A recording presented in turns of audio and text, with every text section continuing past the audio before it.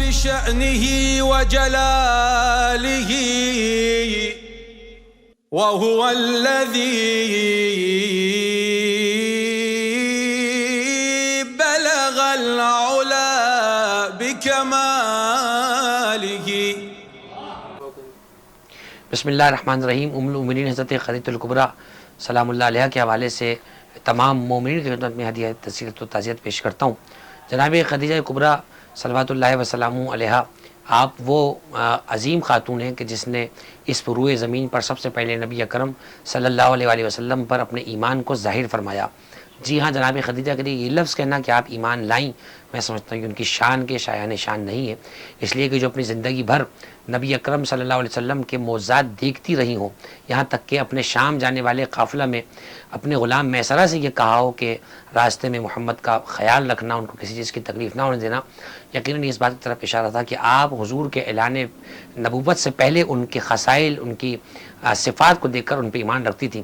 چنانچہ جناب خدیجہ کے حوالے سے ہمارے علماء نے صراحت سے یہ بات کتابوں میں لکھی ہے کہ جناب خدیجہ کبریٰ سلام اللہ علیہ وہ امانت تھی جنہیں اللہ سبحانہ و تعالیٰ نے رسول اللہ کے لیے محفوظ فرمایا تھا. ہمارے پاس جو تحقیقی قول ہے امامیہ کا وہ یہی ہے کہ آپ کا نبی اکرم سے پہلے کوئی عقد نہیں ہوا اور آپ وہ واحد زوجہ ہیں جنہیں نبی اکرم نے اپنے لباس مبارک کا کپڑا بطور کفن کے عطا فرمایا. آپ کے منزلت شرف پہ غور کریں تو آپ عظیم و قبیلے سے تعلق رکھتے ہیں. آپ کے والد جناب خویلد ایک بہترین امانت دار تاجر کے نام سے مشہور تھے اور آپ کو خود تاریخ نے ملکۃ العرب کا لقب دیا ہے، یعنی وہ خاتون جو اس افلاس و غربت کے زمانے میں جہاں لوگوں کو پیٹ بھر کھانا نصیب نہیں ہوتا تھا، اس زمانے میں آپ کو ملکۃ العرب کہا گیا ہے. اسی طریقے سے آپ کا لقب طاہرہ کتابوں میں ہمیں بہت زیادہ ملتا ہے. جاہلیت کے زمانے میں جہاں نسب لوگوں کے مشتبہ تھے، یہ نہیں معلوم ہوتا تھا کہ اولاد کون کس کی ہے اور عورت کا دامن محفوظ رہنا بہت مشکل تھا، اس زمانے میں جیسے طاہرہ کہا گیا وہ جناب خدیجہ کبریٰ سلام اللہ علیہ ہیں. امام جلال الدین سیوطی نے اپنی تفسیر درر منصور میں آیہ توبہ کے حوالے سے وَلَهُمْ توبہ و حسن و مآب کے حوالے سے ایک تفسیر نیچے لکھی ہے. فرماتے ہیں کہ عیسائیوں کی کتابوں کے اندر بھی توبہ نامی درخت کی بشارت ہے اور وہاں پر اللہ نے عیسیٰ علیہ السلام کی قوم کو جب ذکر کیا تو وہاں بشارت دی اور جناب خدیجہ کو مبارکہ کہہ کے یاد کیا. مبارکہ اس خاتون کو کہتے ہیں جو بابرکت ہوتی ہے، یعنی ابھی سورہ کوثر تو بعد میں اترے گا قرآن میں، توریت میں انجیل میں جناب خدیجہ کے قصیدے پہلے جو ہے وہ اللہ سبحانہ و تعالیٰ ادا کر رہا ہے، ان کے قصیدے پہلے پڑھے جا رہے ہیں، آپ کو مبارکہ کہا جا رہا ہے. چنانچہ جناب خدیجہ کا شرف منزلت بہت زیادہ عرفہ اور اعلیٰ ہے. چنانچہ سنن ابن ماجہ کی روایت میں موجود ہے کہ ایک دن خدیجہ کبریٰ پیغمبر کے سامنے بیٹھی ہوئی تھی، اچانک جبریل امی نازل ہوئے اور پیغمبر نے فرمایا کہ خدیجہ جبریل یہاں موجود ہیں اور جبریل مجھے سلام کر رہے ہیں اور جبریل آپ کی طرف اللہ کا سلام پہنچا رہے ہیں. ذرا یہاں رک کر سوچیے اس جملے کو، کتنا عظیم منزلت ہے کہ جس بیوی کو اللہ سبحانہ و تعالیٰ اپنے فرشتے کے ساتھ خود سلام بھجوا رہا ہے اسے سلام اللہ علیہ نہ کہا جائے تو کیا کہا جائے، جسے سلام خود پہنچایا جا رہا ہے. امام ابن حجر فتح الباری کے لکھنے والے ہیں، بخاری کے شارح ہیں، وہ فرماتے ہیں اس حدیث پر انہوں نے حاشیہ لگایا ہے. فرماتے ہیں جب جناب خدیجہ نے سلام سنا، جواب سلام سن کر کیا ہوتا ہے، جواب سلام دیا جاتا ہے. جناب خدیجہ نے سلام کا جواب دے کے رسول اللہ سے فرمایا وَإِلَيْكَ السلام وَإِلَيْهِ السلام وَاللَّهُ السلام. فرمایا کہ جناب خدیجہ نے یہ نہیں کہا کہ سلام ہو اللہ پر سلام نہیں کہا. جواب سلام ہم یہی کہتے ہیں وعلیکم السلام. جناب خدیجہ نے یہ نہیں کہا کہ وعلی اللہ السلام، اللہ پر سلام ہو، کیونکہ آپ جانتی تھیں کہ اللہ کا خود نام السلام ہے. سلام یعنی پیس، امن، امان، یہ خود اللہ کی صفت ہے، تو اللہ پر سلامتی کون بھیج سکتا ہے. چنانچہ جناب خدیجہ کا علم یہ تھا. امام ابن حجر عسقلانی نے فتح الباری میں لکھا وَهَذَا يَدُلُّ عَلَىٰ تَوَفُّرِ عِلْمِهَا وَالدَّقَائِقِ مُسْتَنبَاتِهَا.